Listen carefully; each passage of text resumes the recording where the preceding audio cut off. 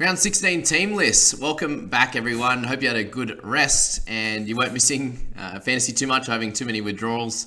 It was definitely good to have a little break. And I hope you enjoyed the international rounds. We'll have a little bit of a chat around those games as well in another video. But we'll start here with the team list. Just get that information out to you. You can make your trades, get that sorted, and then ask your questions from there once you've had a little play around. So, Eagles v the Storm kicks off Thursday night here in round 16. So, pretty excited for this one. The 750 game there, and plenty happening. We have a potential for Ryan Papenhuyzen coming back. He's in the 19 jersey, so just be aware of that. And obviously, being round, in the first game of the round, there's a good chance that he could be playing there. And if not, round 17 could be a potential time to pick him up. And if not, from there we obviously spoke about him with Scoop there. If you haven't watched that recent video, then jump in and check that one out. There was plenty of gems in there from Lockie there. And Pat was one of them that we think is in that top sort of 3 to 4 wing fullback. So he's definitely going to be an option at some point over the next few weeks. But it might not be this one. It might not be in 17 either. We'll just have to wait and see with obviously a slightly high break even there. Ruben Garrick's one of those guys we spoke about being in that top 4 as well. So if you don't own him yet, probably wait until round 18 and you can make that decision from there. Tuipulotu is a guy there with Kohler that have been making a decent amount of money. And Kohler could be a trade out in 17. We'll speak about him obviously a little bit more next week heading into that bye round. On the Storm side of things, we got guys like Grant Anderson, and definitely I think he's probably the one to go. Seve's been playing pretty well. You got Aramia. There's a few guys that they could potentially move on for Pat when Meany goes back to the wing there. So yeah, definitely plenty to think about. Joshy King's in the 10 role and Brandon Smith keeps that 13. But again, still someone I'm not too excited about. Ola Kawatu is obviously a decent one, and Schuster keeps losing cash, so he could be an interesting one to think about in as potential cashy or cash outs if he keeps getting that low, but probably not one to think about until probably next year when he can get hopefully a starting role somewhere. Knights v Titans. So Pong is out this week, guys. We lose him for the 1 week. Texie comes in, and we see Milf and Clune in the halves. I still don't think any of these guys are trade-ins. Only potential trade-ins in the forwards would be guys like Clemmer and Barnett. Frizzell also a decent option as well, with him being out of that Origin setup. If I had to rank them in terms of scoring, I would personally probably be picking up Frizzell at that slightly lighter price. You've got Clemmer, a little bit higher there, who's been scoring really well. And then you got Barnett, who isn't the cheaper price point, but I'm not sure if he's going to be a strong keeper through the rest of the year. So just keep that in mind. Kurt Mann, I wouldn't be looking at trading in at the moment, even though he has his 13 roll back and did pretty well last week. We moved to the Titan side of thing, and really not too much to talk about. A few guys have brought in. Sexton over the last few weeks. He had a couple of good rounds, and last week not so much. Just be aware with him that it's going to be up and down for sure. So if you've traded him in, just be aware of that you could be wanting to rage trade him pretty quickly. But he's someone that you need to hold because he's going to have that up and down games. And up against the Knights this week, this could be the one where he comes out and has a good crack for sure. In terms of anyone else in this side, we've got McIntyre who's made a bit of cash now. Don't look to pick him up. Both for more. If you're holding him still, you could probably still hold another week or two. And then I think move him on to a slightly better keeper.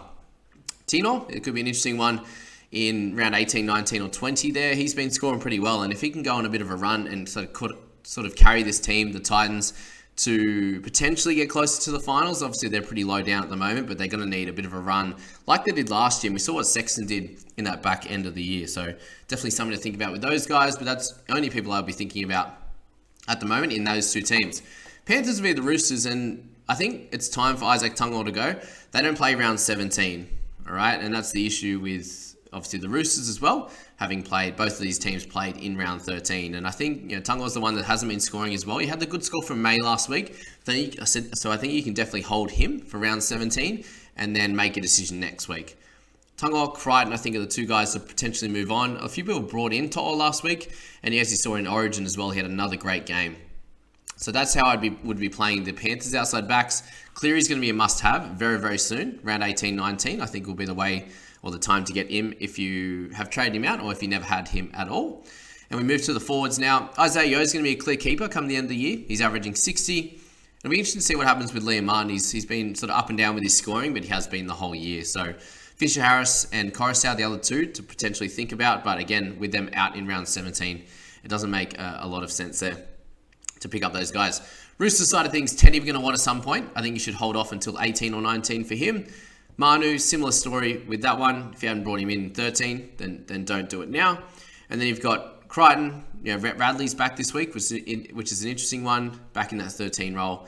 I don't see him as being an option. I know a few people brought him in previously, before he got injured.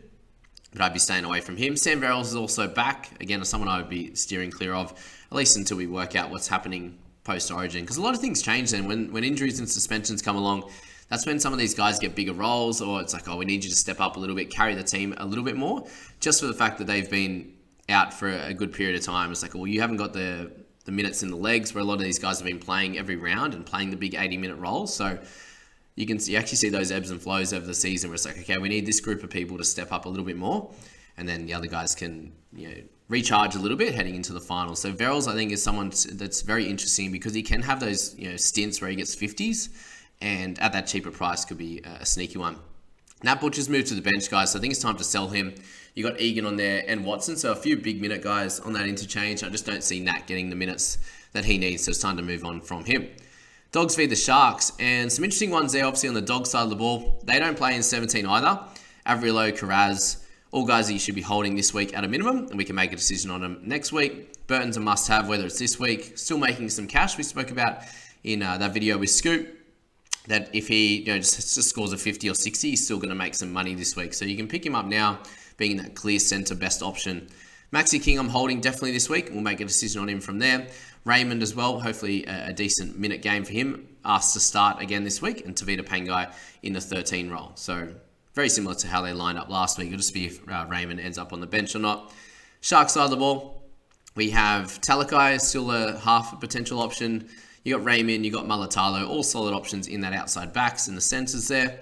Will Kennedy, a few people have asked about him being a potential cash out. Look, he has a definitely chance to score okay, but he has those negative games in him. If he does that and you have to play him that week, obviously not ideal at all. So I'd just be steering clear of Kennedy. We'll wait and see what cash outs come in round 17. Cam McInnes, if you're thinking about him, I still think it's like, do we wait until round 17? If he gets those 50 minutes again, I don't think he's worth it. If he can get it back up to that 60, then he's definitely going to do well. And he has those attacking stats in his game, or back in his game, that he had previous to the injury. So Cam McInnes, I think, can have a good run, but let's just probably hold off on this week for him. If you own him now, you're just holding steady. Cowboys v the Broncos. Scotty Drinkwater is definitely, we spoke about it as an honourable mention, as potentially someone that you'd pick up at some point. I don't think it's now, given they played in round 13 there. Taumalolo, again, just probably waiting until 18 for him, with that lighter game last week. Nanai, he's playing now, so if you still own him, you can hold on for another week. I think moving on in round 17 is probably the way to go.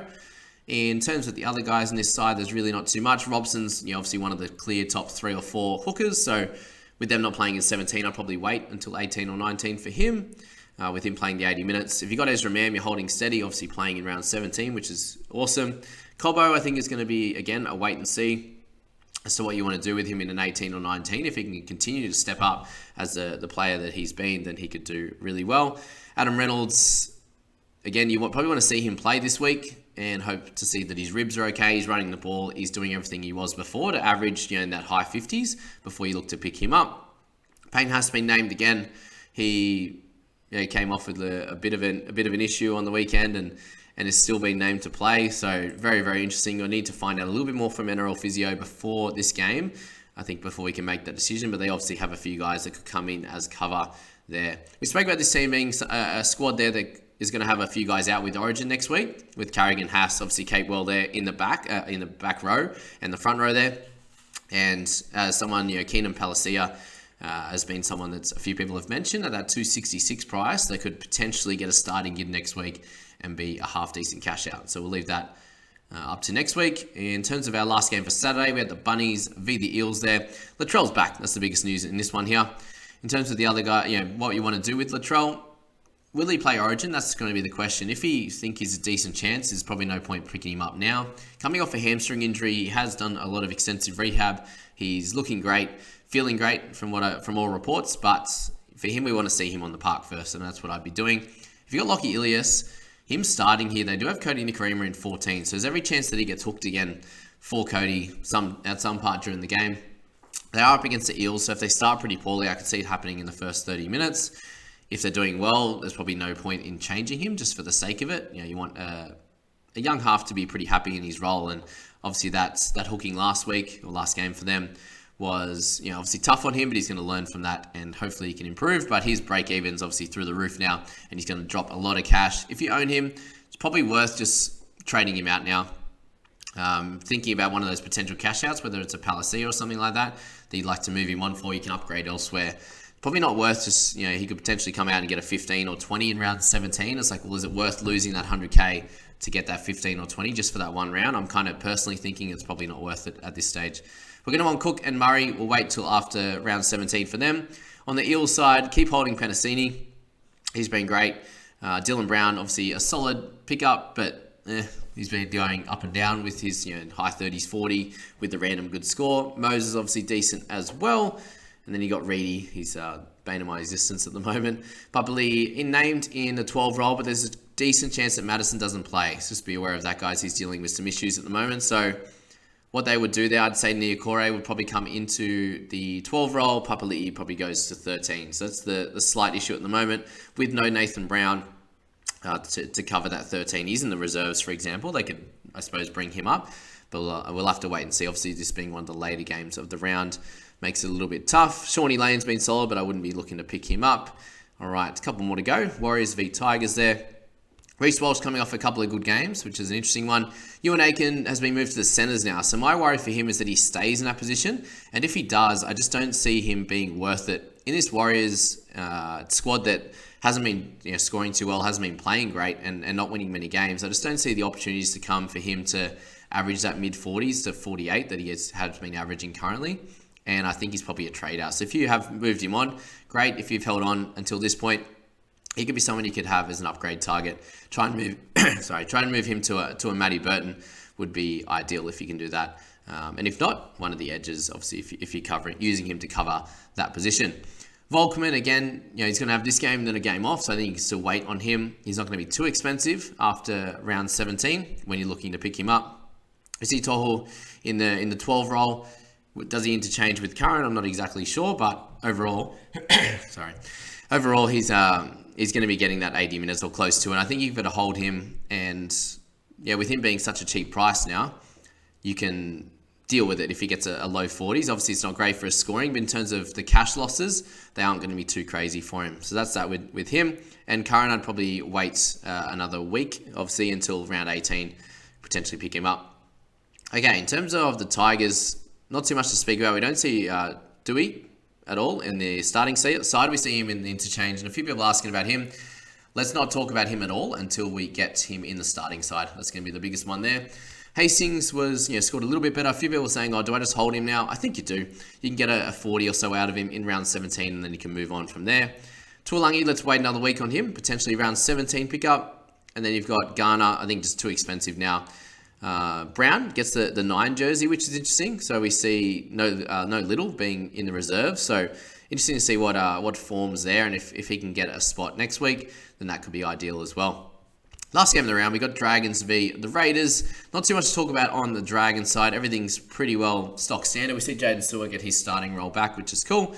I don't think he's an option. And Amone, are you holding him? Are you selling? Either way, Cody Ramsey's been making some cash, which is good. On the Raiders side of the ball, Savage still doing well. At least holding for this week when we make our decision heading into round 17. Good thing is average thing is we see Chance on the interchange, but he's not named in the 1 jersey. So just be aware of that. It's the last game of the round. I don't see why they would change their team right now. I think they can use him for 15 to 30 minutes, maybe through the middle as a bit of a spark plug if they need it. But I don't see the reason for him being changed with Savage at this point. Tarpanay, a great option, obviously. Getting pretty expensive now, but with them not playing 17, that's the slight worry. And Elliott, we're holding all the way through. So guys, I hope you enjoyed that video. Got plenty out of it. Got you guys thinking. As I said, send in your teams for me to analyze, and send in those questions. I'll be able to help you out across the next couple of days before the Thursday night game. Have a good one, guys.